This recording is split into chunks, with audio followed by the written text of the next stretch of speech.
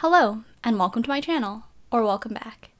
In today's video, we're going to be discussing another topic submitted by an Instagram follower, and the topic was, how do I overcome trust issues in order to build lasting connections? So we'll talk a little bit about trust issues, how to overcome them, and how to build a healthy interpersonal relationship. So when it comes to trust issues, usually you have acquired these because at one point in time your trust was violated. So something that's really important is to go back to these painful experiences and really analyze them in a very mindful and healthy way. So not so much ruminating, but maybe take out your journal and write a little bit about these experiences and maybe focus on some of those really unique circumstances that led to your trust being violated and led to this being a hurtful situation. So you could think about the personality of the other person, or maybe if your personality was a little underdeveloped, if maybe these things happened in childhood before either of you really had those emotional skills developed. If maybe there was some incident that occurred that really shook you and violated your trust. And to really understand that these emotions that you have tied to those experiences were tied to those specific circumstances of that experience. So it's not something that you need to project onto future experiences, because you never know how something else is going to go. Just because you had those experiences in the past doesn't mean that your next experience is going to be like that.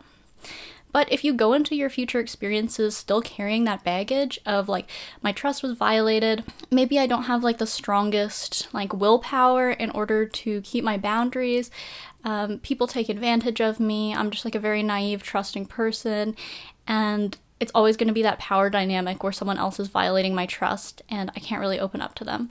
So if you're going into a relationship with that mindset, you're more likely to take actions that are going to validate that way of thinking. So if you're really thinking of I'm a weak-willed person and my boundaries are easily violated, then if you're talking to someone who might be pushing those boundaries a little bit, you're going to go along with it because you have that mental schema in your head. So really working through and thinking about past experiences and what you've learned from them and how you've changed since then, so that you know and have that confidence in yourself that you're better able to handle those situations in the future. And when it comes to trusting people, it's a little difficult because you really have to figure out what you're trusting them with, because there can be some times where you just can't trust someone at all. Maybe they genuinely don't have your best interest at heart. And then there's times where you can trust someone a little bit, there are certain things that you can tell them and rely on them for, but you wouldn't want to reach that next level of intimacy. And then there's that really trusting sort of kinship where you could really open up to them and have that vulnerable relationship. So I think that especially if you're struggling with trust issues is to really focus on that middle stage of where you're opening up to people and allowing them to see your honest self, but maybe you're not sharing so much of those specific details about your life, your past, or your plans, because that's a case where maybe this really vulnerable information that you're giving up to someone you don't know too well could lead to your trust being violated. So I think it's really important to also have those people in your life who you can talk to and tell these things that you don't necessarily trust everyone with, and just knowing when's the right time to share certain information or feelings.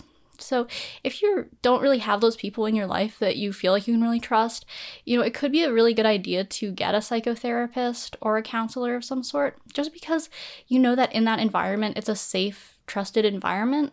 Of course there could be some conflicts in there too. I'm not saying every psychotherapist is perfect, but you just know that you can go to that space and you can say whatever you need to, and then you can leave and not take it with you. Whereas maybe if you're telling acquaintances or friends or coworkers, that information could be used against you in some way. And obviously you want to hope that people are have your best interests at heart. But unfortunately, in this world, not everyone has that emotional health and developed emotional skills to understand that sometimes pitting people against each other by using things that they've told you in confidence is not a healthy or nice thing to do. So genuinely, there is a certain level of having boundaries and knowing who to trust. But at the same time, you don't want to hold yourself back too much from trusting people who do really have your best interests at heart. So this is a difficult thing to discern, is really exercising those powers of being able to tell who actually does have your best interests at heart and who is maybe not going to be the best for you. And I think that this is something I've experienced for sure, is with trust issues, is that the people who I actually can trust and do have my best interests at heart may often have a way of showing it that I might struggle to pick up on because it's maybe a little bit more subtle, and it's this more sort of comfortable, gentle energy where they're not necessarily like validating you all the time of like saying like, you know, like you can trust me with anything, like I'm the person for you, like I'm gonna be around forever and that sort of thing. Like they might not be taking those extreme things that like might actually make you feel validated and feel like this is a good relationship.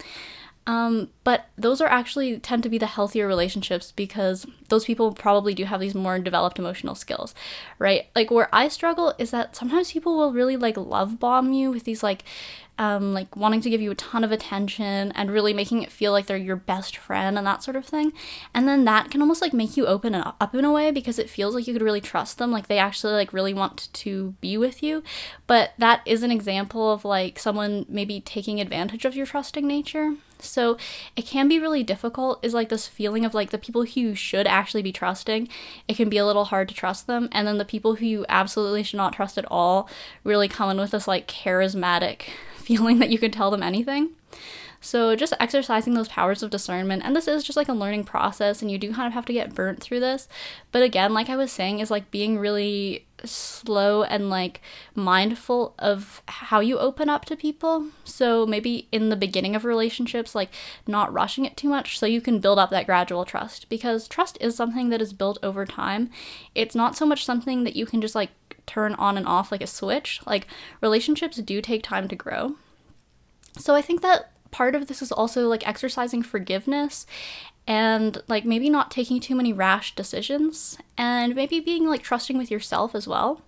Because if someone does something that gives you the wrong vibe a little bit kind of early into the relationship and then you just cut them off because you get kind of spooked, then this stops you from being able to develop those like longer skills that you would develop in a longer relationship of trust. So to like not be so touchy about it and like give people more of a chance to like have your personalities interact and sort of see where you stand with each other. And so again, this is like why you should be really careful and discerning at the start of a relationship, because you really want to keep things like low stakes while you're trying to get to know someone. And so you're not putting yourself at risk that much. So you can really kind of go through this casual way of like getting to know someone and build that trust gradually. And when it comes to healthy interpersonal relationships, like I said, it's really something that just takes time to grow. It's not something you could rush into or something that you can tell before you've become close to someone. Like you'll never know if you'll be able to have a healthy relationship with someone. It's really just about like playing it out and seeing how it goes. So like I mentioned, like it's really important to like protect yourself in that way without being overly guarded. So to understand how to open up without oversharing and, you know, trauma dumping and that sort of thing. And this can be really difficult. Like I was saying, like if you haven't built these relationships before, every new relationship is really going to be like this difficult trial where it just feels like you're figuring things out as you go through it, which I think it's always like that. But especially if you've had trouble opening up to people in the past, it's going to be like a very high stakes emotional situation for you. So I think the mindset to take is to like really get into this mode of like an easy going, kind of just seeing where things go and like just kind of like having fun with it and understanding that talking to other people can be a really valuable experience and that building relationships can be really rewarding for your life and just your day-to-day social interactions. So to like not be too hard on yourself, like if a friendship isn't going out the way that you would have planned, or like if you wanted to get closer to someone, or if you feel like you can't trust them right away, like to just really be patient with yourself, because these trusting relationships that like you really can rely on throughout your life, like these are taking place over the span of many years. So don't have too much pressure on yourself if you're feeling like there's not too many people I feel like I can trust right now. It's just because those relationships like will take time to grow, and then you're going to reflect back and understand how you've built that trust. It's not really something like you go into a relationship right away like I trust this person. Like you genuinely do have to get to know them in order to be able to trust them. And so obviously take this with a grain of salt. I will say as a disclaimer that I struggle a lot with building interpersonal relationships for a variety of reasons, but I feel like this video could maybe help you if you're kind of at the same stage of social development as me, or maybe if you've struggled with some of these issues in the past, or if you haven't started putting yourself out there yet. So some of the things that have helped me with building interpersonal relationships, I would say, is like just genuinely kind of like showing your face, and not so much like needing to form like really intense like one-on-one relationships with people, but just like kind of being around. So like going to kind of local events, or like if you're at work or school or whatever, like looking up around you and like smiling at people and saying hi. Like I know for myself with my personality type, I tend to be the kind who's like very self-absorbed and like staring at the ground, and like I would say I struggle a little bit with those sort of like normal social interactions, but that will make you seem kind of like off-putting and weird if you're like never making eye contact and never like kind of being a little fun and friendly with people. And so then this may lead you to difficult relationships, because other people who are maybe like not having your best interests at heart might see that you're like a little bit neurodivergent and shy, and like they kind of like lock in to be like, oh, this is someone I could take advantage of. So like being like a little bit more like friendly and just like giving this appearance of being outwardly healthy is going to attract other outwardly healthy people to you. And then like, yeah, just like going to events and like meeting new people, it's just like great practice. And again, it's like a really low stakes thing where you can like, if you've built up in your head like to feel hostile towards other people, or that other people like want to do bad things to you, by doing these like really casual meetings, and just like saying hi to people, you can remind yourself like, oh, it's actually not that bad. Like you're teaching yourself like it's actually okay to talk to someone and have an open conversation where I'm being myself, and they're not going to be like taking advantage of me or trying to push my boundaries in that way. And when it comes to building lasting friendships, I would say, again, like be kind of discerning about who you choose to be friends with, but also like open yourself up to maybe like different experiences and like people from different walks of life, because I think that the most valuable relationships come when there are differences between you. So if you're maybe in that stage of like trying to form relationships with people you have a lot in common with, this could actually be a little bit more difficult for you. And like I'm specifically thinking of like kind of the school or the workplace where there's kind of this group mentality of like fitting in. And so in this case, your trust could be violated just because if you do something that is at odds with the group mentality of these people who you're trying to win favor with, like they could actually sort of like oust you and like not be the kindest towards you. So in a sense, you might feel more safe with people who you have these like surface level traits in common with, but then in the long run, like that could actually be more difficult for you to build like genuine relationships. Whereas sometimes when you're kind of just going out in the world and meeting new people, like you actually would be surprised by the amount of kindness and loving energy that is out there. So I hope that this video helped you a little bit.